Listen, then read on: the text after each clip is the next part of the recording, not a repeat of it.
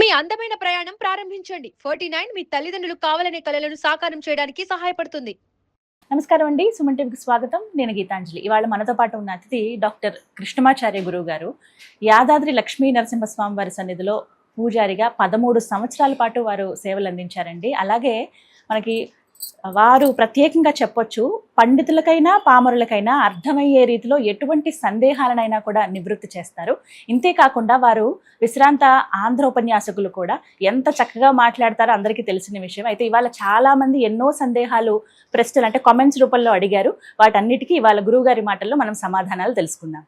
గురుగారు నమస్కారం అండి. జై జై విజయీ భవ విజయీ భవ, అన్ని విజయాలు చేకూరుగాక.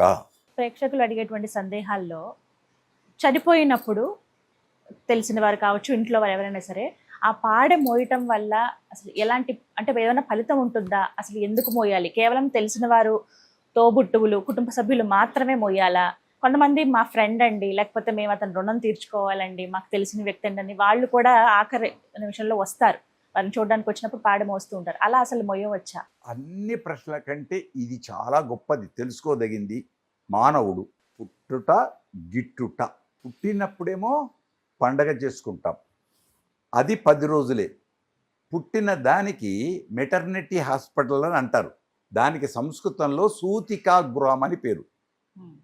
ప్రసూతి చికిత్సాలయం అని ఉంటుంది.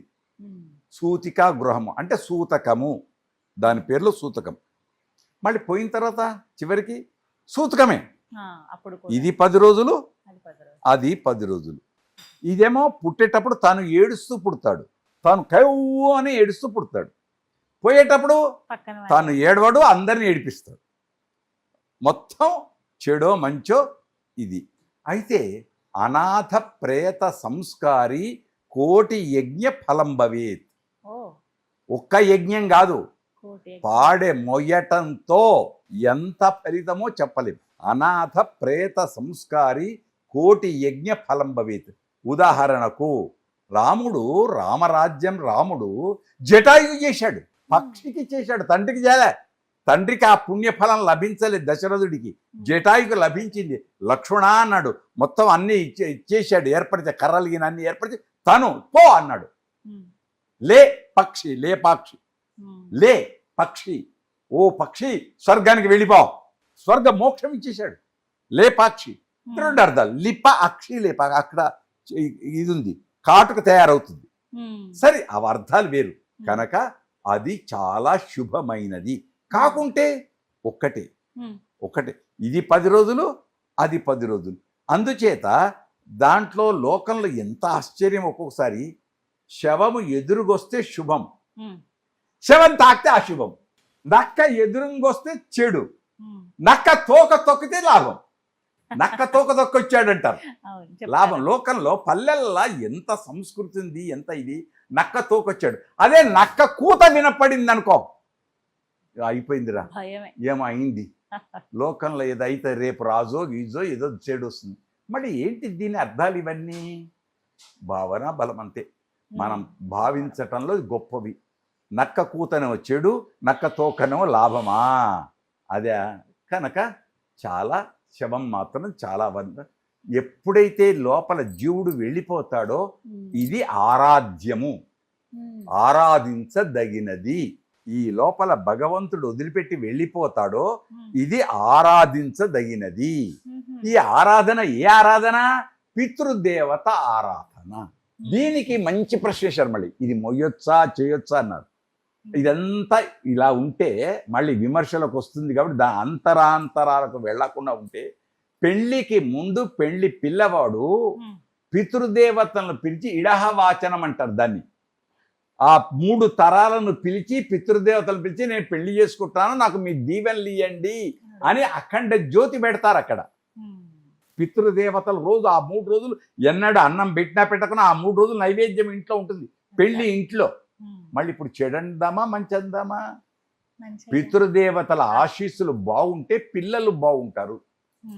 మళ్ళీ పిల్లలు బాగులేరు, ఇప్పుడు చెడిపోయినారు, ఇలా ఉంటుందండి ఈ కాలం వాళ్ళు అడుగుతారు. దీనికి కారణం సెల్ ఫోన్. తల్లులే సెల్ ఫోన్లు ఇస్తున్నారు పిల్లలకు ఆడుకోమని. ఆటలే, సెల్ ఫోన్ ఉండాలి, మంచిది, సాంకేతికంగా అభివృద్ధికి మంచికి దేనికి, అది చెడు కాకూడదు.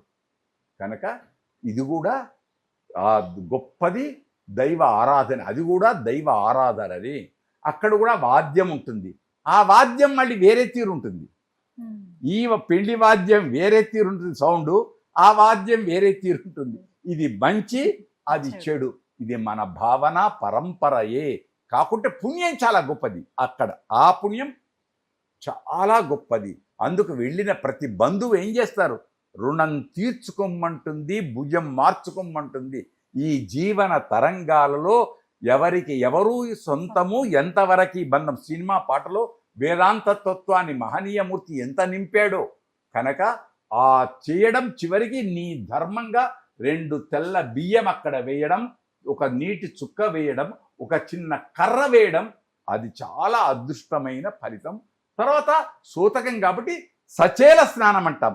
మళ్ళీ ఇంటికి వచ్చేదో డ్రెస్సింగ్ దాంట్లో పోయి బాత్రూంలో పోయి కాదు, అక్కడనే స్నానం చేసి రావాలి, ఆ బట్టలతో రాకూడదు అని శాస్త్రం అది ఆచరిస్తున్నారు. శుభం. ఈ విధంగా అంటే ఎవరైనా సరే మోయవచ్చు, అంటే మోసిన వాళ్ళకి నియమాలు ఉంటాయా? నియమాలు చాలా ఉన్నాయి శాస్త్రరీత్యా. అక్కడ కట్టేటప్పుడే యజ్ఞం చేసి నలుగురికి ఒక దీక్ష ఇస్తారు, పవిత్ర ఇచ్చి ఆ పవిత్ర ధారణ చేసి ఆ ముందు వచ్చే వాళ్ళు ఎవరుంటారో వాళ్ళకే ఇస్తారు. ఇది మీరు మళ్ళీ సగం దగ్గర పోయిన దింపుడు గల్లమంటాం. అక్కడికి వెళ్ళిన మళ్ళీ ముందటి ఇద్దరు వెనక్కి ఇద్దరు ముందుకు వస్తారు. ఇదంతా శాస్త్రం. కానీ లోకంలో అందరూ ఆ అదృష్టాన్ని పొందవచ్చు, తప్పు లేదు. ప్యాంటుతో ఉన్నామా, షర్టుతో ఉన్నామా, ఎట్లా ఉన్నాం ఏంటి, అందుకే భుజం మార్చుకోమంటుంది సేవ చేయడం. ఇది మహమ్మదీయ సోదరులలో ఉంది. దాన్ని వాళ్ళు చెడుగా చూడరు, పవిత్రంగా చూస్తారు. ఎంత పని ఉండని ఎక్కడుండని వస్తారు, ఇలా భుజం తాకిస్తారు, దండం పెడతారు, వెళతారు. కానీ ఒక్కొక్కరి సంప్రదాయంలో మంచి ఉంటుంది, దాన్ని మనం కాదనము. కానీ అది అదృష్ట ఫలమే.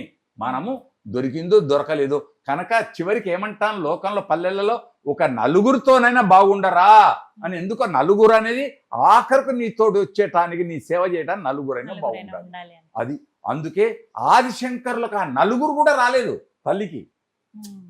అదొక పెద్ద అవన్నీ వద్దు మనకు. కానీ చివరికి అలాంటి ఉండకూడదు, తనే తీసుకెళ్తాడు, అవన్నీ వేరు. కనుక చాలా గొప్ప ప్రశ్న. ఆనంద శపిస్తాడు ఆదిశంకర్లు ప్రాంతాన్ని.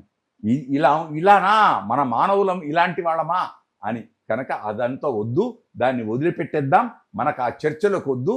మనం మంచి పని, శవాన్ని ఆరాధించడం మంచి పని. అయితే ఒక్కటి ఇక్కడ, తెల్లవారి మళ్ళీ ఆ రాత్రి నిద్రపోయినా అదే కల్లో వస్తుంది, అదే చెడుగా, అదే భూతంగా, అదే దయ్యంగా, ఎన్నో పేర్లు పెడతాం. కనుక భయపడాల్సిన అవసరం లేదు. ఆరాధ్యం. ఈ మధ్యలో వాటి ధామాలను ఏర్పరిచి, వాహనాలను ఏర్పరిచి వైకుంఠ యాత్ర అని ప్రభుత్వం వారు చేస్తున్నారు.